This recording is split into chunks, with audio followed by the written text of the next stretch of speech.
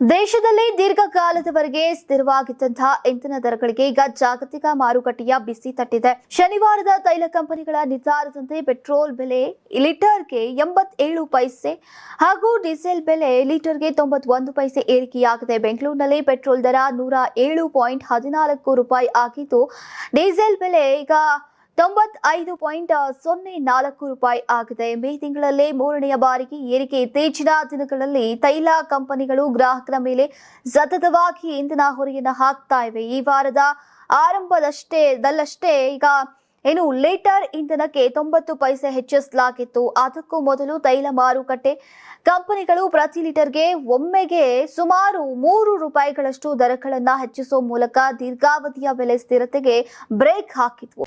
ನೀವು ಸಣ್ಣ ಆಗ್ಬೇಕಲ್ವಾ? ಅದು ಒಂದು ಉತ್ತಮ ಆಹಾರದಿಂದ ಸಣ್ಣ ಆಗ್ಬೇಕಲ್ವಾ? ಪ್ರತಿದಿನ ನಮ್ಮ ಜೀನಿ ಸ್ಲಿಮ್ ನ ಯೂಸ್ ಮಾಡಿ ಯಾವುದೇ ಸೈಡ್ ಎಫೆಕ್ಟ್ ಇಲ್ದಂಗೆ ನೀವು ಸಣ್ಣ ಆಗ್ತೀರಾ. ಇತ್ತೀಚಿನ ಈ ಪರಿಷ್ಕರಣೆಯಿಂದಾಗಿ ರಾಷ್ಟ್ರ ರಾಜಧಾನಿಯಲ್ಲಿ ಪೆಟ್ರೋಲ್ ಬೆಲೆ ಲೀಟರ್ಗೆ 97.77 ರೂಪಾಯಿಗಳಿಂದ 98.64 ರೂಪಾಯಿಗಳಿಗೆ ತಲುಪಿದೆ. ಈಗ ಮಧ್ಯಪ್ರಾಚ್ಯದಲ್ಲಿ ತಲೆದೂರಿರುವಂತಹ ಯುದ್ಧದ ವಾತಾವರಣ ಮತ್ತು ಯುಎಸ್ ಇರಾನ್ ನಡುವಿನ ಶಾಂತಿ ಮಾತುಕತೆಗಳ ಸುತ್ತಲಿನ ಅನಿಶ್ಚಿತತೆಯೇ ಈ ಬೆಲೆ ಏರಿಕೆಗೆ ಪ್ರಮುಖ ಕಾರಣವಾಗಿದೆ. ಇದರಿಂದಾಗಿ ಈಗ ಅಂತಾರಾಷ್ಟ್ರೀಯ ಮಾರುಕಟ್ಟೆಯಲ್ಲಿ ಕಚ್ಚಾ ತೈಲ ಬೆಲೆಗಳು ಈಗ ತೀವ್ರ ಏರಿಳಿತ ಕಾಣ್ತಾ ಇದೆ. ಶುಕ್ರವಾರ ಬ್ರೆಂಟ್ ಕಚ್ಚಾ ತೈಲದ ಬೆಲೆ ಬ್ಯಾರೆಲ್ಗೆ $104ಗಿಂತ ಹೆಚ್ಚಾಗಿದ್ರೆ ಯುಎಸ್ ವೆಸ್ಟ್ ಟೆಕ್ಸಾಸ್ ಇಂಟರ್ಮೀಡಿಯೇಟ್ ಕಚ್ಚಾ ತೈಲ ಈಗ ಬ್ಯಾರೆಲ್ಗೆ $97 ಆಸುಪಾಸಿನಲ್ಲಿ ವಹಿವಾಟನ್ನ ನಡೆಸಿದೆ. ಜಾಗತಿಕ ಪೂರೈಕೆಯ ಕಳವಳ ಮಧ್ಯೆ ಒಂದು ಹಂತದಲ್ಲಿ ಈಗ ಕಚ್ಚಾ ತೈಲದ ಬೆಲೆ ಬ್ಯಾರೆಲ್ಗೆ ಬರೋಬ್ಬರಿ $111ಗೆ ತಲುಪಿತ್ತು. ಈಗ ತೈಲ ಇಂಧನಗಳಿಗೆ ಅಂದ್ರೆ ತೈಲ ಕಂಪನಿಗಳಿಗೆ ಆಗ್ತಾ ಇದ್ದಂತಹ ಭಾರಿ ನಷ್ಟ.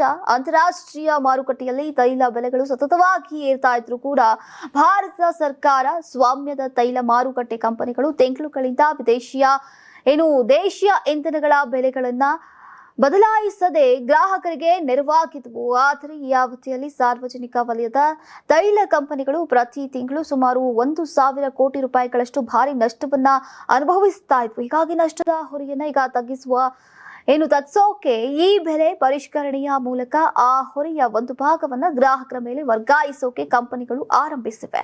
ಹರ್ದೀಪ್ ಸಿಂಗ್ ಪುರಿ ಇತ್ತೀಚೆಗೆ ನಡೆದಂತಹ ಸಿಐಐ ವಾರ್ಷಿಕ ವ್ಯವಹಾರ ಶೃಂಗಸಭೆ 2026ರಲ್ಲಿ ಮಾತನಾಡಿದಂತಹ ಕೇಂದ್ರ ಪೆಟ್ರೋಲಿಯಂ ಮತ್ತು ನೈಸರ್ಗಿಕ ಅನಿಲ ಸಚಿವ ಹರ್ದೀಪ್ ಸಿಂಗ್ ಪುರಿ ಅವರು ಜಾಗತಿಕ ಅಡೆತಡೆಗಳು ಮತ್ತು ಏರ್ತಾ ಇರುವಂತಹ ಕಚ್ಚಾ ತೈಲ ಬೆಲೆಗಳು ಹೊರತಾಗಿಯೂ ಕೂಡ ಬಲವಾದಂತಹ ನೀತಿ ಸಮನ್ವಯದ ಮೂಲಕ ಭಾರತವು ಸ್ಥಿರ ಇಂಧನ ಪೂರೈಕೆಯನ್ನ ಖಚಿತಪಡಿಸಿದೆ ಅಂತ ಹೇಳಿದ್ರು.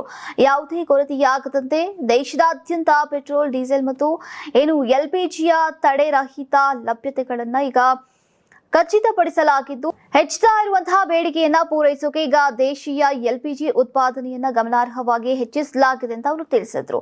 ಆದಾಗ್ಯೂ ಕೂಡ ಪ್ರಸ್ತುತ ಜಾಗತಿಕ ಒತ್ತಡ ಹೆಚ್ಚಾಗ್ತಾ ಇರೋದ್ರಿಂದ ದೇಶೀಯ ಮಾರುಕಟ್ಟೆಗಳಲ್ಲಿ ಸಣ್ಣ ಪ್ರಮಾಣದ ಬೆಲೆ ಏರಿಕೆ ಅನಿವಾರ್ಯವಾಗಿದೆ.